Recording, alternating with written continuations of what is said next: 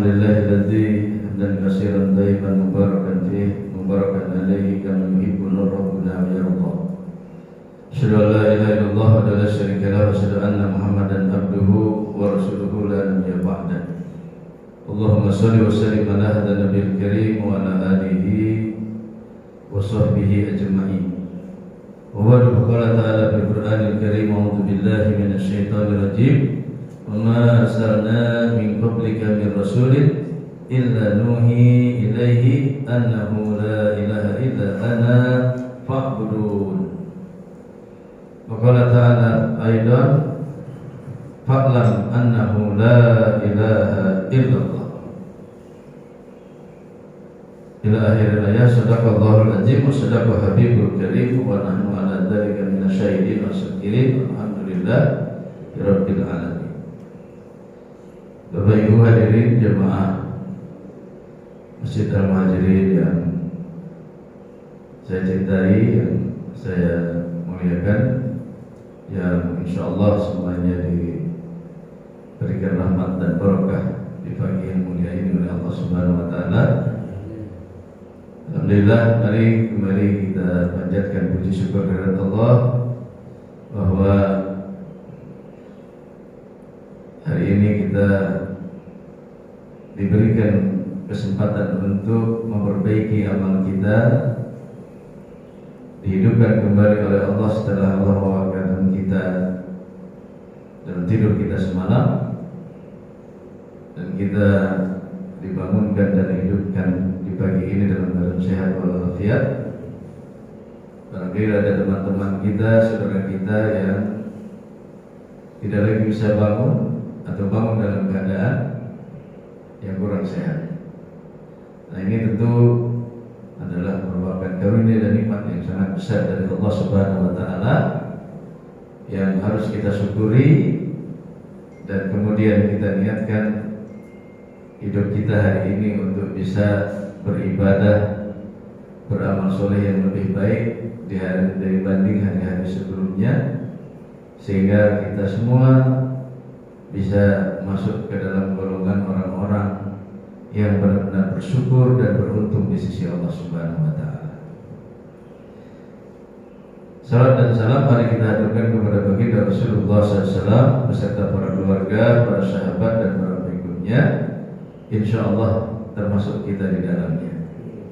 Kita berdoa kepada Allah, semoga Allah mentakdirkan kita semua yang hadir dalam majelis ini dan seluruh keluarga kita menjadi bagian dari umat Rasulullah SAW yang dipastikan akan mendapatkan syafaatul uzma dari baginda Nabi di yaumil akhir nanti, sehingga kita bisa membersamai Rasulullah masuk ke dalam surganya Allah Subhanahu wa taala. Amin ya rabbal alamin. Alhamdulillah bisa dengan izin Allah datang kembali ke Masjid Al-Muhajirin ini, masjid yang luar biasa aktivitasnya, nggak berhenti dakwahnya ya, setiap pekan insyaallah.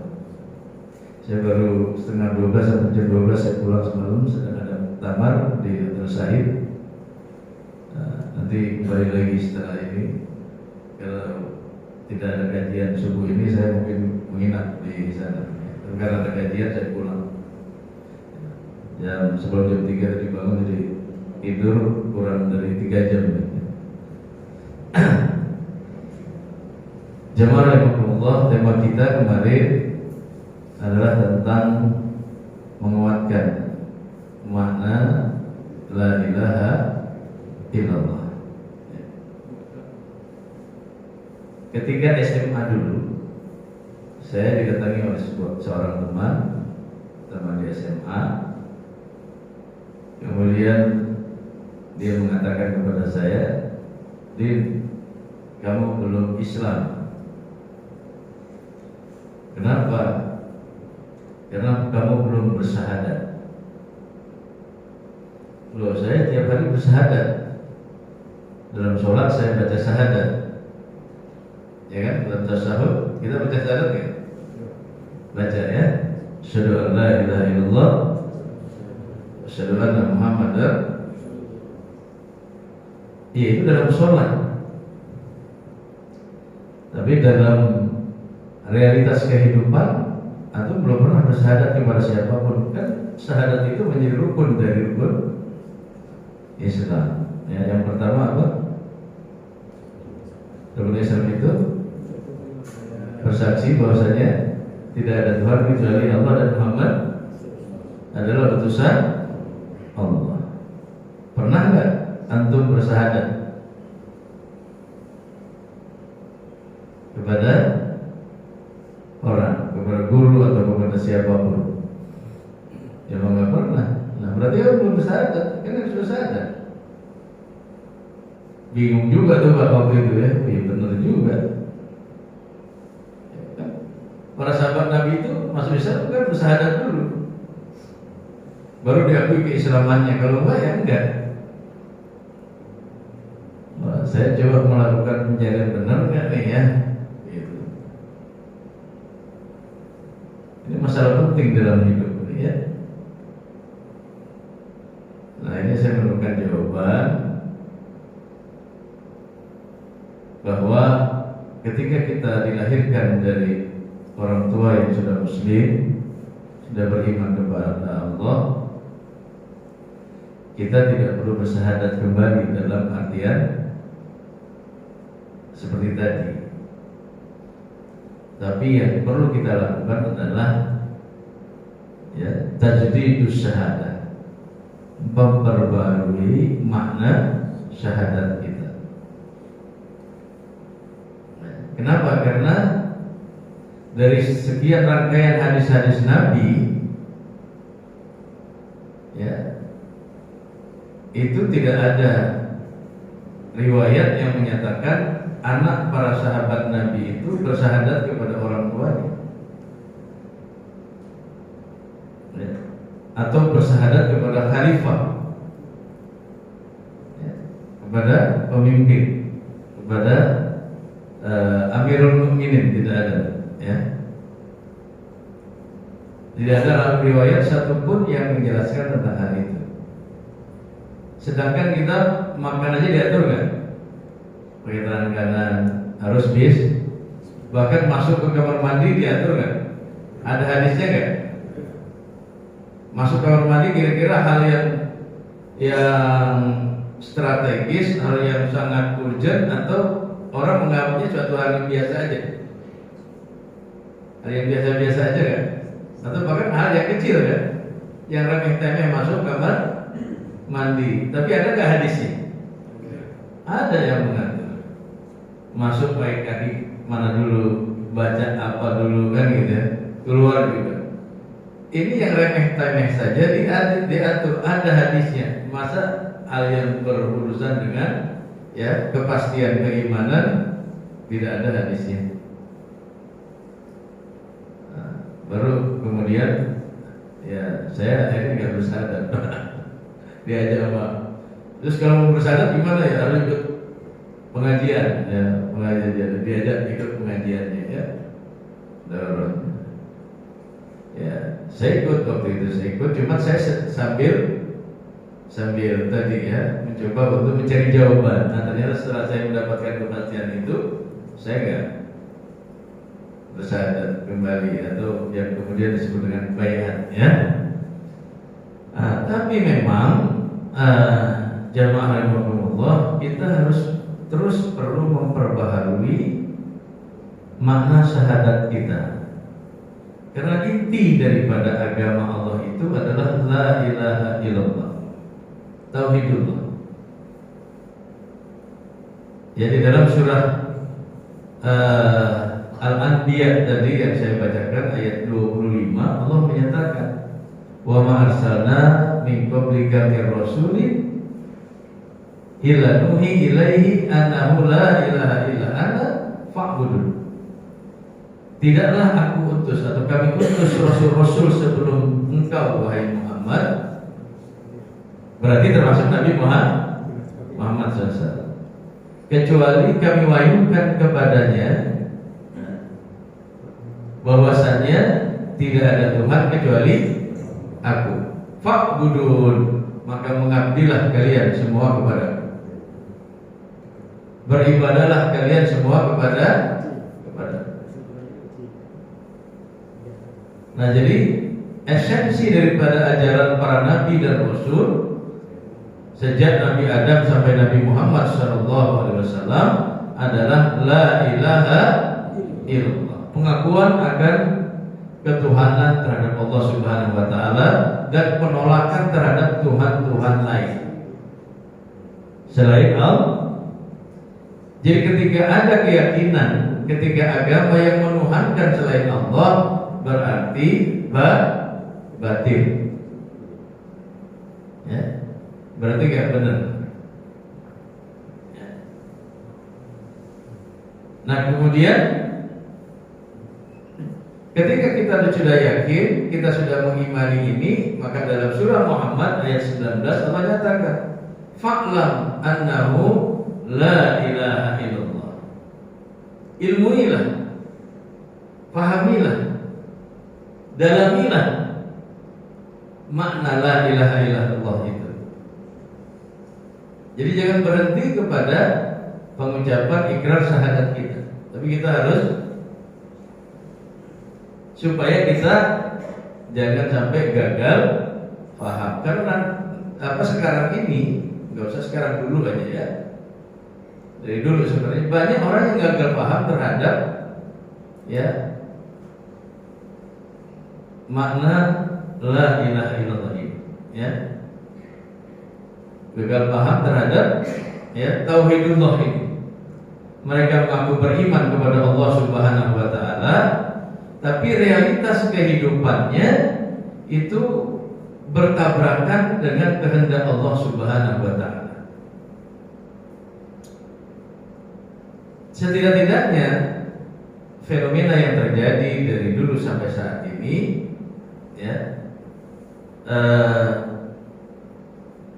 kita itu dihadapkan kepada dua kondisi ekstremitas di dalam memahami agama kita ini, ya. Yang pertama adalah yang saya sebut kemarin di khutbah Jumat, yang tasyadud, al-gulu, yang memahami agama ya secara berlebihan, ya. Sehingga ini cenderung dia atau mereka ini ya menganggap orang-orang yang tidak menjalankan Islam sesuai dengan apa yang diyakini dan diamalkannya itu dianggap syubhat atau bahkan sesat. Maka mereka ya cenderung untuk mentakfirkan, mengkafirkan orang yang tidak sewarna dengan dirinya atau dengan kelompoknya. Nah, pertanyaan tadi yang saya dari teman saya tersebut itu ditujukan seperti itu. Antum masih kafir, antum belum Islam karena antum belum bersyahadat. Ya. Itu tahun berapa tuh Pak? Saya SMA tahun lulus tahun 84. Ya. Itu sudah ada paham yang begitu ya. Tahun 84. Itu teman saya seangkatan di SMA. Saya sekolah di SMA 1 waktu itu, SMA 1 Budut ya. Nah, cenderung seperti itu. Sehingga agama itu dipahami secara hitam putih. Ya, pokoknya kalau nggak begini salah. Kalau nggak seperti yang saya lakukan ini salah. Nah, akhirnya apa? Akhirnya sering sikap-sikap ini ya membuat permasalahan di kalangan, bukan hanya di kalangan umat Islam, tapi di kalangan mereka sendiri. Ya, terjadinya misalnya apa namanya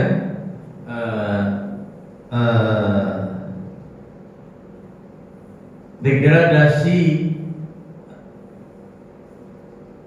apa tuh ya, akhlakul karimah, ya, kewajiban kita untuk menghormati sesama muslim itu kadang-kadang ya dirusak dengan sikap ini.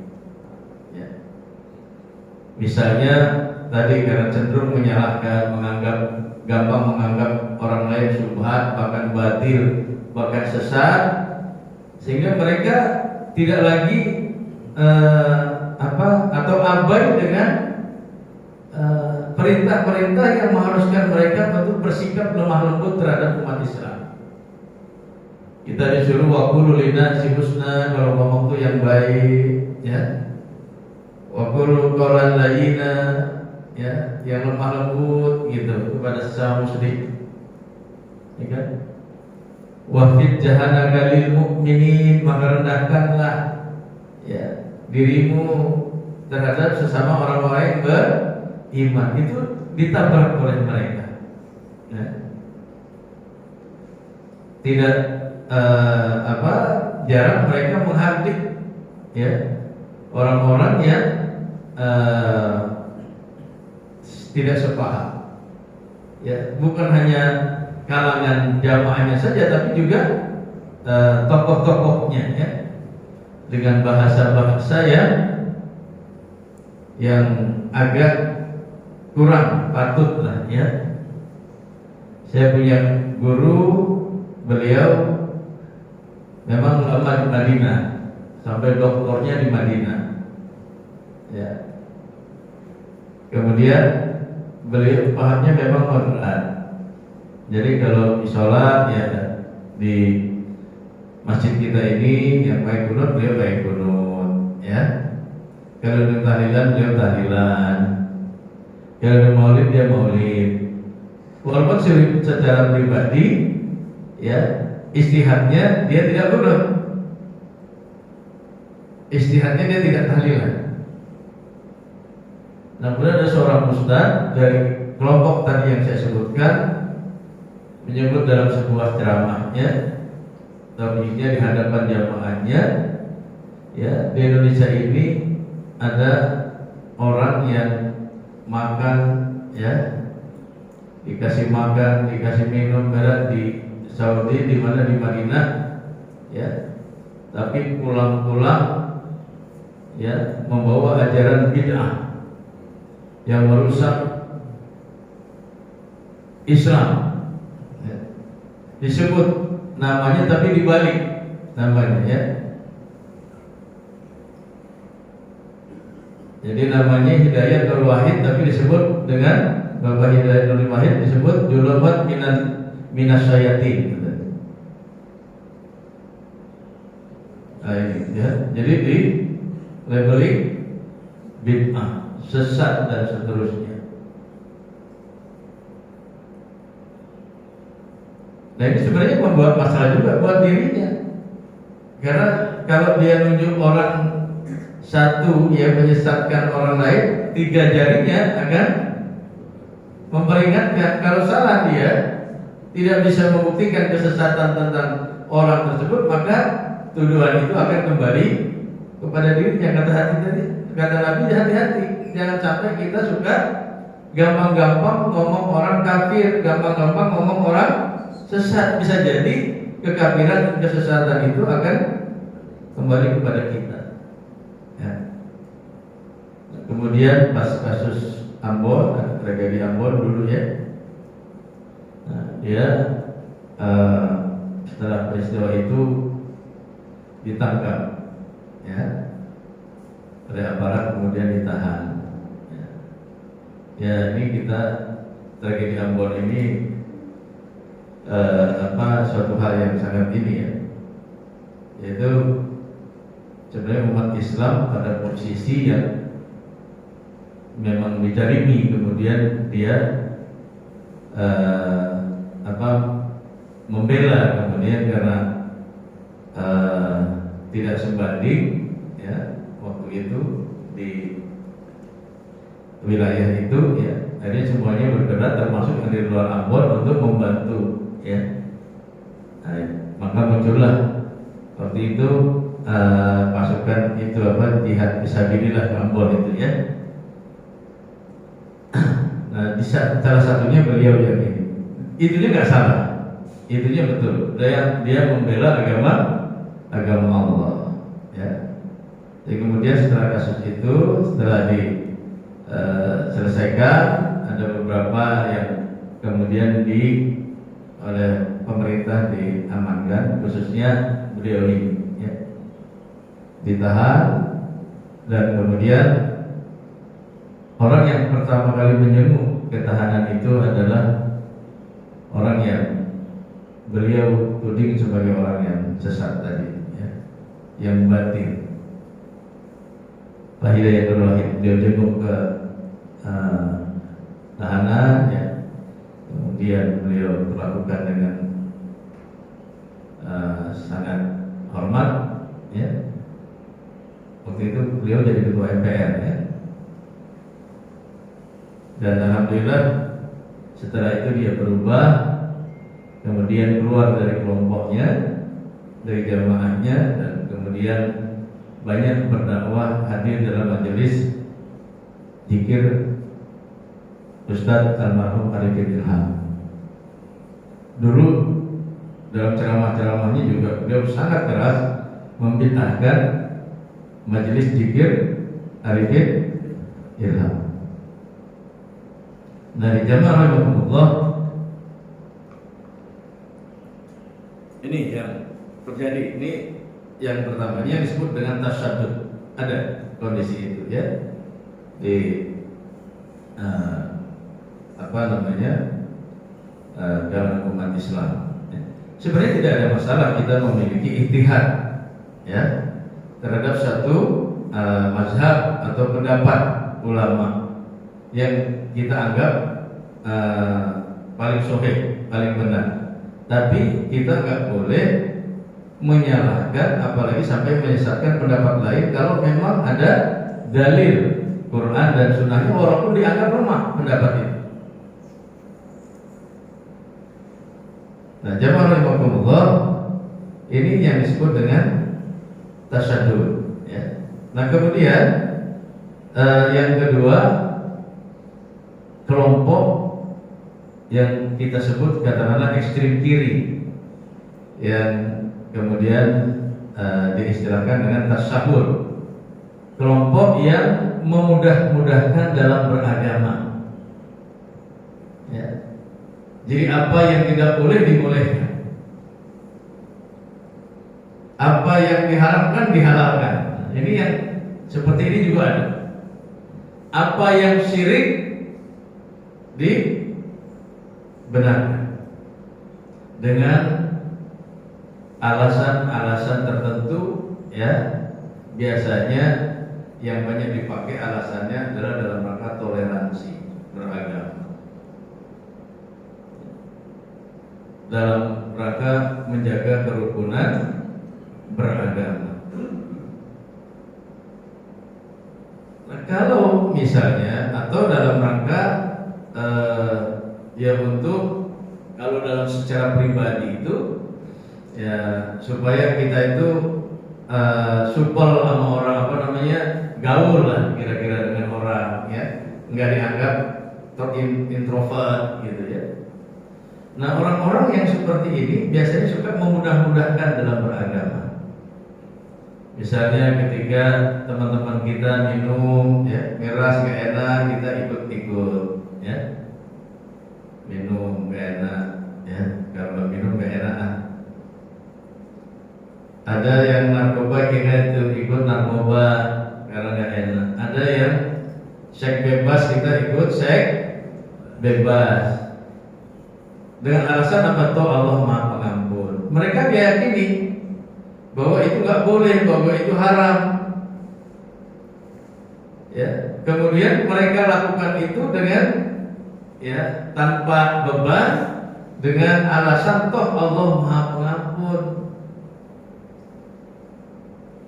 Kan ada ceritanya tuh seorang pelacur yang memberi air minum, ya, ke seekor anjing yang kehausan, yang terancam mati, toh dia masuk surga dengan perbuatan, padahal dia pelacur. dan seterusnya dan seterusnya. Nah, pada tingkat ini ya, ini sudah rusak imannya, tapi dia masih sudah rusak amalnya, tapi dia belum rusak imannya. Kenapa? Karena dia masih merasa itu, dia yakin itu haram, itu seharusnya nggak boleh, itu harusnya dosa, tapi masih dikerjain juga. Gitu. Ini nanti ada banyak umat Islam yang kayak gini. Nah, ini masih memungkinkan ketika di neraka, di akhirat nanti, dia memang pastinya akan diajak oleh Allah di dalam neraka, tapi kemudian nanti dia ada masih kemungkinannya diampuni oleh Allah, selama dia tidak menyatakan yang haram itu halal atau sebaliknya. Nah, tapi ada nanti dosa-dosa besar yang karena tadi ya kita tasawur menggampang-gampangkan dalam beragama ini, yang bukan saja merusak amalnya tapi juga merusak imannya. Inilah yang disebut dengan nawaqidul iman. Dosa yang merusak keimanannya, yang kalau dia tidak bertobat dan tidak bersyahadat kembali, maka dia akan terancam masuk neraka selama-lamanya. Jadi dosa nawaqidul iman ini dia tidak hanya bertobat saja.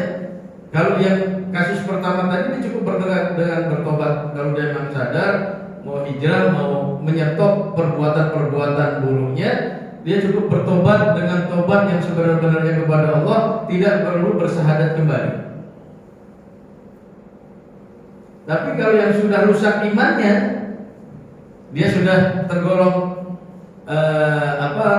keluar dari eksistensi keimanannya, la ilaha illallahnya, tauhidnya, maka dia harus selain bertobat dengan benar, dia harus bersyahadat kembali. Nah, ini baru syahadat ulang itu ada di situ,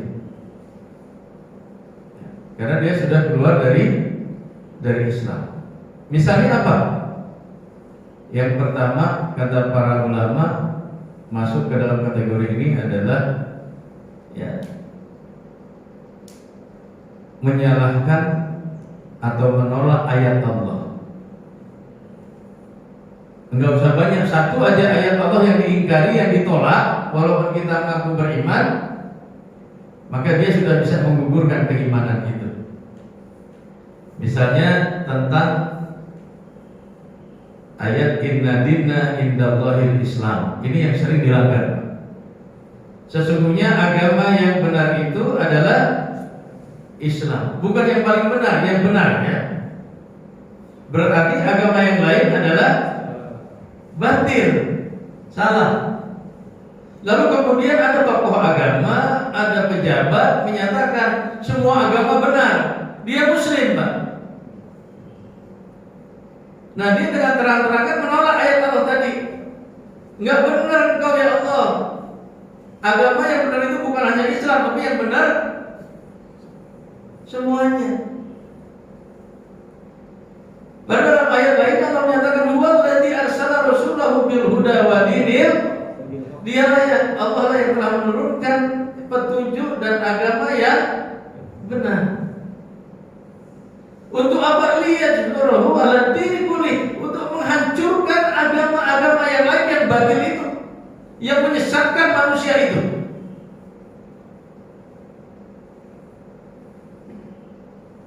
Kan jelas itu. Walau karihal walaupun orang-orang musyrik itu enggak suka, benci. Wa kafa billahi syahidan, dan cukuplah Allah sebagai saksi. Ini harusnya mental orang yang beriman itu. Jadi agama di dunia ini cuma Islam yang diciptakan Allah, tidak ada yang lain kalau ada batil.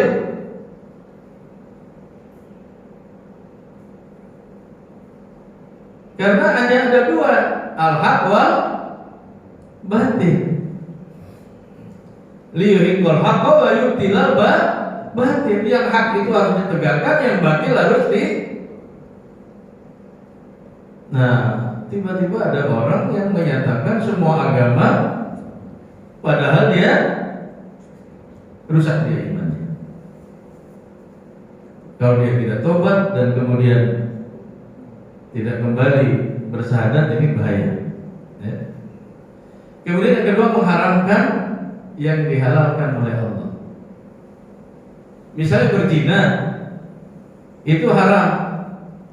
Kemudian dia melakukan perzinahan itu dengan keyakinan bahwa itu tidak haram. Ya. Nah, kayak orang-orang kafir di barat, ya, itu kan sudah menjadi hal yang lumrah, seks bebas, ya, nikah tanpa nikah, hidup bersama tanpa nikah dan seterusnya, ya. Kemudian homoseksual itu haram, lalu ada yang menyatakan boleh. Nah, ada yang menghalalkan. Ini termasuk seperti itu. Termasuk di dalamnya adalah memuliakan orang-orang yang dihinakan oleh Allah. Makanya kita sangat memprihatinkan ada tokoh Islam yang sampai mencium kening, mencium tangannya, mencium keningnya, mengucapkan selamat datang dengan berlebihan, menyebutnya dengan yang mulia Allah. Astagfirullah, la haula wala quwata illa billah. Itu tokoh Islam yang katanya ilmunya sih lebih dari kita, ya. Bahasa Arabnya, fasihnya dalam membaca Quran. Jadi tidak menentukan keilmuan seseorang itu dengan akidahnya. Banyak orang yang berilmu yang nanti sesat dengan ilmunya. Kalau dia tidak tundukkan hatinya kepada Allah. Jelas-jelas di dalam surah Al-Bayyinah Allah menyatakan, innal ladzina kafaru min ahlil kitabi wal musyrikina fi nari jahannam khalidina. Terus ulaika hum syarrul bariyah. Sungguhnya orang-orang kafir baik dari ahli kitab Yahudi dan Nasrani dan orang-orang musyrikin penyembah berhala apapun mereka namanya,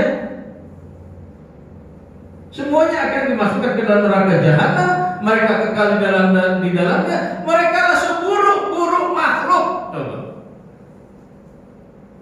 Allah bilang seburuk-buruk makhluk. Kenapa? Karena mereka orang yang nggak tahu diri. Manusia yang nggak beriman kepada Allah itu nggak tahu diri terhadap Allah Subhanahu Wa Taala. Kalau ada orang, kita punya ini Pak, anak buah atau karyawan yang ngelunjak sama kita, kira-kira gimana?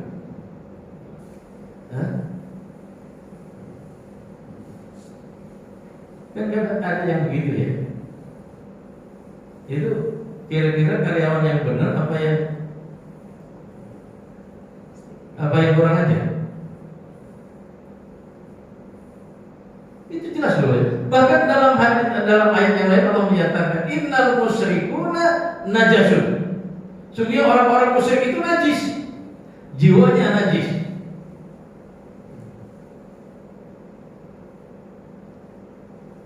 Nah, kemudian dimuliakan melebihi apa yang semestinya. Bukan tidak boleh kita menghormati, boleh. Nanti ada ayat lain yang membatasi itu. Lakum dinukum waliyadi, ya. Bagimu agamamu, bagiku ya udah. Kalau kamu nggak mau masuk Islam, nggak apa-apa, silahkan. Tapi bukan berarti kita mengakui agama mereka benar, bukan. Udah sebatas itu, ya. Silahkan Anda lakukan apa yang kamu yakini dan aku akan melakukan apa yang aku yakini. Silahkan kita saling menghormati, tapi tidak harus kemudian kita. Nah, jamaah rahimakumullah, suatu saat ada utusan Rasulullah, ya, membawa surat ke raja-raja dan kaisar ya. Setelah Futuh Mekah, Rasulullah mengutus sahabat ke beberapa negara untuk mengajak mereka masuk Islam. Ya. Nah, kemudian ketika datang mereka utusan itu ke menemui raja-raja tersebut, itu biasanya kan semua duduk ya. Itu rata-rata di Romawi, di Persia ya. Itu ketika raja datang semua nunduk, atau ketika akan menghadap raja nunduk semuanya kan. Sampai baru diruku, sampai posisi ruku. Nah, utusan Islam ini yang diutus sahabat Nabi, yang diutus Rasulullah, dia tidak menunduk seperti itu. Dia cukup membungkuk saja. Ditanya, kenapa Anda tidak membungkuk seperti ya, karena saya dilarang untuk menunduk kepada manusia melebihi ketundukan saya kepada Allah. Kamu loh mau mengajak Islam, berarti gimana? Pede banget ya? Ini kita tuan rumah, Pak. Mereka datang jadi tamu kita, kita cium keningnya. Keterlaluan nggak kira-kira? Hah? Rendah dirinya kelihatan nggak kayaknya? Kelihatannya toleran, itu bagus menurut manusia. Tapi hakikatnya ini telah bertentangan dengan ayat Allah yang menyatakan lagi memuliakan orang-orang yang seharusnya tidak yang dihinakan oleh Allah dalam Al-Quran. Ya, kita boleh sebatas menghormati, nggak boleh kita memang kemudian ya menjalimi mereka, nggak boleh, betul gitu ya. Misalnya kalau mereka mau ke tempat ibadahnya kita halang-halangi, nggak boleh. Nggak menghina Tuhan-Tuhannya, nggak boleh. Jangan kamu hina Tuhan-Tuhan ya agama yang lain, karena mereka juga nanti akan menghina Allah. Rasulullah menyatakan begitu kepada para sahabatnya ya. Nah, jadi termasuk nanti banyaklah ya isu-isu tentang Islam Nusantara dan seterusnya ya. Yang itu akan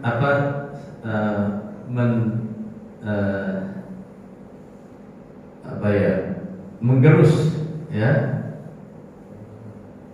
nilai Islam yang sebenarnya. Nah, jamaah rahimakumullah, apa akar masalah ini sebenarnya adalah karena tadi melemahnya makna kita terhadap tauhidullah, pemahaman kita terhadap tauhidullah. Baik ya, saya masuk sekarang ke bagaimana cara kita menguatkan pemahaman kita terhadap tauhidullah. Ya. Mudah-mudahan bisa saya jadikan dengan singkat, ya, karena memang prolognya agak panjang supaya ya paham apa yang ingin saya sampaikan lah kira-kira ya. La ilaha illallah itu disebut dengan kalimat tauhid. Ya. Di sini ada dua kalimat, kalimat yang menolak dan kalimat pengakuan. La ilaha, tidak ada Tuhan, illallah, kecuali Allah. Lalu pertanyaannya, apa Tuhan itu? Apa ilah itu? Nah, inilah yang seharusnya kita perbaharui gitu, supaya kita nggak salah di dalam menerapkan kalimat tauhid ini dalam hidup dan kehidupan kita ya. Nah, setidak-tidaknya ada tiga makna ilah yang harus kita pahami ya.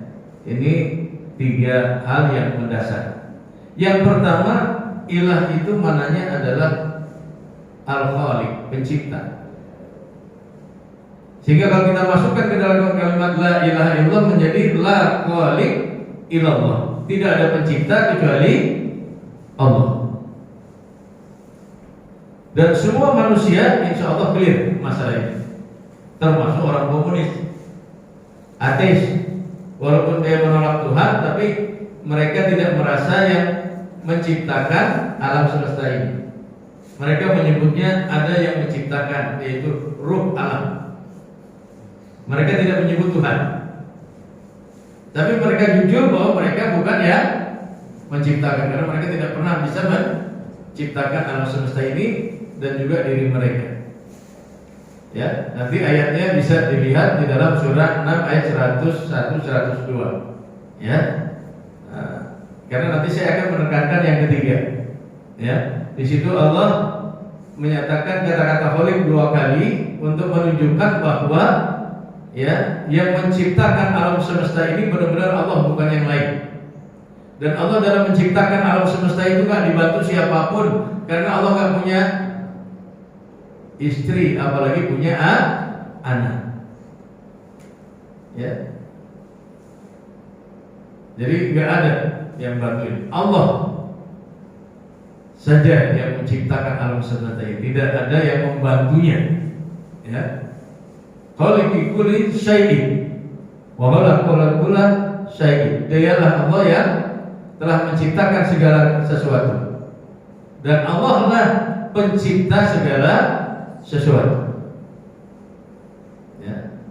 Nah, itu yang pertama, ya. La khaliq illallah.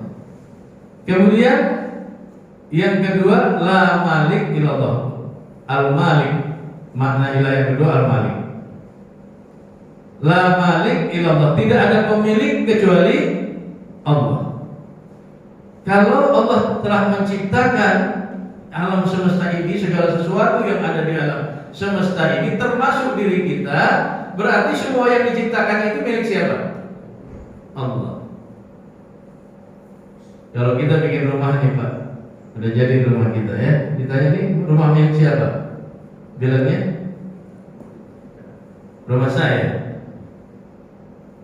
Padahal kita gak pernah bikin rumah, yang bikin siapa? Tukang bangunan kan, kita cuma ngasih. Jadi kita bikin rumah betul, tapi dibantu sama itu saja kita sudah akui milik kita. Jadi dipahami ya maksudnya. Nah kalau kita preteli ini bahan-bahan rumah kita dari siapa tuh? Dari Allah, penciptaan Allah semua kan? Betul kan? Baju yang kita pakai, uang yang kita, semuanya bahannya adalah milik dari Allah. Kalau Allah gak menciptakan bahan-bahan untuk bisa bikin rumah, untuk bisa bikin uang, untuk bisa bikin baju dan lain sebagainya, kita gak bisa bikin apa-apa Pak. Betul?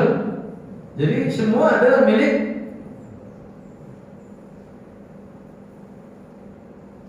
Lillahi mulkus samawati wal ardh wallahu ala kulli syai'in qadir. Sesungguhnya semua yang ada di alam semesta ini adalah milik Allah, dan Allah Maha berkuasa atas segala sesuatu. Qulillahu malikal mulki tu'til mulka man tasha wa tanzi'ul mulka mimman tasha wa tu'izzu man tasha wa tudhillu man tasha biyadikal khair innaka ala kulli syai'in qadir. Bisa dipahami? Jadi kita milik Allah semua ya, termasuk manusia. Nah ini yang ketiga yang penting Pak. Ini yang tidak diterima oleh manusia. Kalau dibilang kita milik Allah, itu masihlah semua ya. Semua yang ada di alam semesta ini milik Allah. Masih banyak orang yang mengaku itu ya, memang kita semua milik Allah. Apalagi orang Islam, ya kan? Pasti semuanya ngomong gitu kan? Nah, ketika masuk yang ketiga ini banyak yang tidak menerima secara sepenuhnya. Apa makna yang ketiga itu? Al-Hakim, Allah sebagai pengatur. La hakim ilallah. Kalau memang semua yang ada di alam semesta ini, termasuk diri kita, adalah milik Allah, berarti kita harus mau diatur oleh Allah. Tidak boleh ada yang mengatur diri kita kecuali Allah. Kalau aturan yang dibuat oleh manusia sama dengan aturan Allah, silakan taati. Tak kalau tidak sama dengan yang dibuat oleh Allah, aturannya tolak. Itu maknanya. Ini yang banyak Makanya Rasulullah menyatakan la ta'ata li makhluqin fi masyiatil khaliq. Tidak boleh kita taat kepada makhluk yang bermaksiat kepada Allah, yang bertentangan dengan kehendak Allah, yang bertabrakan aturannya dengan aturan Allah Subhanahu. Kalau kita preteli ini banyak, termasuk yang tadi saya sampaikan, itu bagian dari kenapa mereka menghormati orang kafir seperti itu, kenapa mereka menghalalkan zina, homoseksual, ya, dan seterusnya tadi. Karena dia tidak mau diatur oleh Allah. Kenapa Allah menyatakan agama itu agama yang benar itu Islam, tapi kemudian ya ada orang Islam bilang enggak, semua agama sama. Karena mereka tidak mau nurut sama Allah, enggak mau diatur oleh Allah. Mereka sombong. Mereka merasa lebih tahu dari Allah. Mereka merasa lebih pintar dari Allah. Mereka tidak sadar bahwa Allah yang menciptakan diri. Mereka tidak sadar bahwa dia adalah milik Allah Subhanahu wa ta'ala. Allah mengharamkan riba, justru yang dibuat adalah ekonomi riba. Allah menghalalkan pajak, menghalalkan zakat, mengharamkan pajak, justru yang dibuat sekarang yang halal pajak. Atau kalau kita nggak bayar pajak di penjara kan? Kalau kita nggak bayar zakat di penjara kan? Hah? Ya Allah nyuruh kita berzakat, yang disuruh bayar pajak.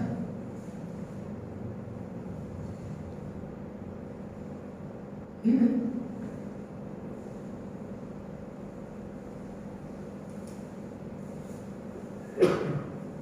dan seterusnya. Inilah akar masalahnya. Maka ayo kita perbaharui tauhid kita, mana tauhidullah kita, supaya kita benar menjadi orang-orang yang manut dengan Allah, yang tunduk pasrah kepada Allah secara totalitas.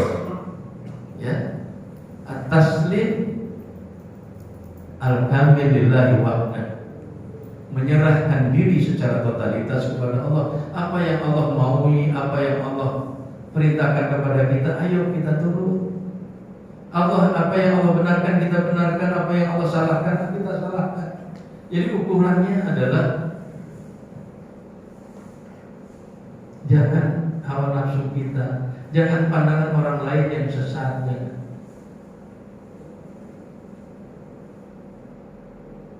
Nah, jadi jamaah Allah, inilah pentingnya kita ya terus menerus menguatkan ya makna tauhidullah kita, supaya kita benar-benar fa'lam annahu la ilaha illallah. Jangan sampai kita menjadi orang-orang yang tamanni, orang-orang yang berangan-angan, berasumsi kayaknya kita udah jadi orang yang baik, Pak. Ya, menghormati paus kayak gitu, menghormati memeluk agama lain dengan menjaga gerejanya, dengan ikut misalnya bersalawatan di gereja. Wah, sudah berarti kita sangat toleran, sangat pluralis dan seterusnya, dihormati oleh banyak orang, ya, oleh orang-orang di luar Islam, dilulukan. Wah, berarti memang baik itu, ya. Karena kalau orang yang fanatik, orang yang fundamentalis nggak mungkin, ya, kayak gitu. Ternyata di akhirat amal kita itu menjadi bencana. Ini orang yang taman, yang berangan-angan baik, ya, seolah-olah amalnya baik, padahal amalnya buruk karena memandang dengan pandangan yang keliru, ya. Nah, demikian barangkali jamaah rahimakumullah, mudah-mudahan kita dijaga oleh Allah akidah dan keimanan kita, tauhid kita, agar benar-benar kita mentauhidkan Allah dengan sesungguh-sungguhnya dan tidak berbuat syirik kepada Allah. Nah, tadi belum saya singgung tentang kesyirikan. Ini juga dengan alasan pariwisata dan seterusnya, ya. Ini juga banyak sekarang dihidupkan kembali di daerah-daerah, ya. yang tadinya sudah bisa diini oleh para dai-dai kita, para ulama kita, sekarang mulai dihidupkan kembali, ya, dengan alasan untuk mengangkat kembali budaya lokal. Wa yajubillah, inilah setannya bermain sedemikian rupa seolah apa yang kita lakukan itu benar padahal salah di mata Allah Subhanahu wa taala. Baik, mungkin ada pertanyaan, silakan. Ya. Assalamualaikum warahmatullahi wabarakatuh. Assalamualaikum. Yang dimaksud dengan faklam anakmu. Faklam.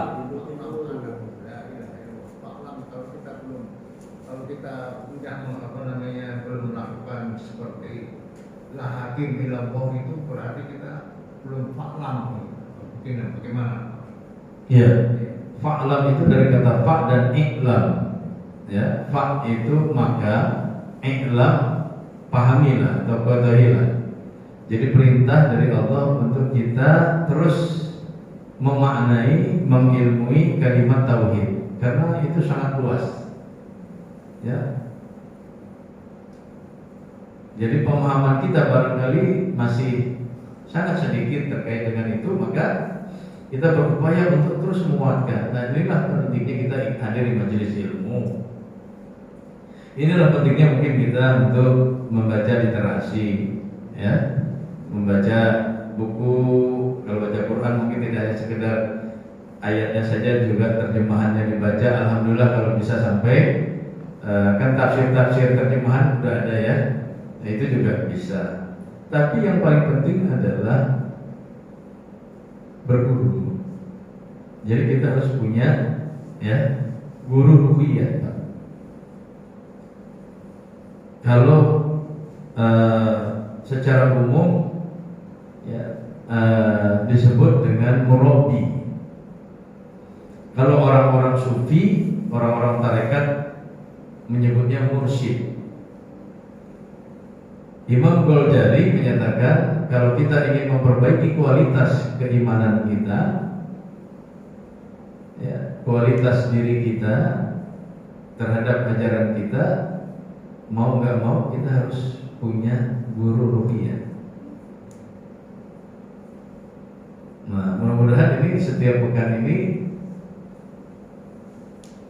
ya, ada di majelis kita mendapatkan wejangan-wejangan dari guru-guru kita. Ini bagian dari itu. Tapi sebenarnya yang dimaksudkan oleh Imam Al-Ghazali tidak hanya sebatas itu. Artinya guru yang terikat secara lahir dan batin dengan kita. Ya. Makanya para ulama itu dulu dia belajar dari satu guru ke guru. Ya. Dia misalnya mau belajar ilmu tauhid, saat itu ulama yang paling dalam ilmu tauhidnya ilmu Taimiyah misalnya. Nah, mereka belajar ilmu Taimiyah, ya, sekian tahun, ya, sampai mendalami betul, ya, sampai dapat syahadat. Baru setelah itu dia mau mempelajari ilmu fikih. Siapa yang paling fakih ulama saat itu, kemudian dia berguru ke ulama itu. Ini yang disebut dengan talaki. Jadi kita harus bertemu, belajar Islam itu harus bertemu dengan guru, gak bisa dengan hanya membaca saja. Ya, membaca dari literasi, dari buku bisa menyesatkan, ya. Makanya Nabi mengajarkan Islam itu secara talaki. Nabi mengajarkan baca Quran secara talaki. Maka Al-Quran secara bertanah diajarkan secara talaki. Makanya ada kan sanad Al-Quran sampai kepada Nabi SAW. Jadi yang benar itu, kalau saya belum benar nih baca Qurannya karena saya nggak bersanad, ya. Jadi nanti yang tahfiz 30 juz itu ada yang bersanad, ada yang tidak bersanad. Bersanad itu bersahadat, nanti tidak bersahadat, ya. Itu yang diakui oleh para ulama itu, yang kalau kita hafal 30 juz, tapi juga kita dapat syahadat dari guru kita yang hafal 30 juz. Gitu. Itu namanya bersanad, ya. Nah, jamaah rahimahullah ini kalau bisa seperti itu, ya. Kalau dulu saya makanya setelah saya ditanya kayak gitu, saya cari guru, Pak, untuk mengetahui, ya. Saya ini belajar. Saya pas masuk kuliah, saya bertemu dengan ustadz saya, dosen saya. Kemudian saya bilang, Ustadz, saya mau ngaji. Terus dia bilang, mau ngaji yang umum apa yang khusus? Yang khusus dong Ustadz, saya yang umum. Makanya saya ngaji setiap pekan dengan beliau, ya. Kadang saya datang ke rumahnya, beliau datang ke rumah saya, ya, bersama dengan teman-teman berapa. Jadi terbimbing kita, ya, setiap pekan kita ngaji, ya, baca bareng-bareng tilawah, kemudian setelah itu saling memberikan pergantian tausiah. Setelah itu baru beliau mengkaji materi keilmuannya, ya. Nanti dalam sebulan ada program sholat pagi bareng, ya, menginap di rumah guru atau menginap di rumah salah seorang kita. Nanti bangun malam kita sholat tahajud bareng-bareng gitu, ya. Setelah itu zikir setelah subuh, ya. Nah itu, ya. Jadi harus. Nah kalau enggak, gimana kalau enggak? Untuk kita bisa menguatkan keimanan kita. Kata Imam Ghazali ada yang kedua. Kalau kita nggak sempat nih, karena kesibukan kita, ada yang kedua. Kita harus punya, kalau tadi kan, kalau bahasa populernya itu sebenarnya ini diambil secara umum nih Pak, kajian ini secara ilmiah, ya. Itu disebut dengan spiritual mentor. Jadi kalau kita mau itu kita harus punya guru, ya. Yang kedua itu yang disebut oleh Imam Ghazali dengan sadiqun saduq. Kalau bahasa populernya, ya, kalau bahasa populernya itu teman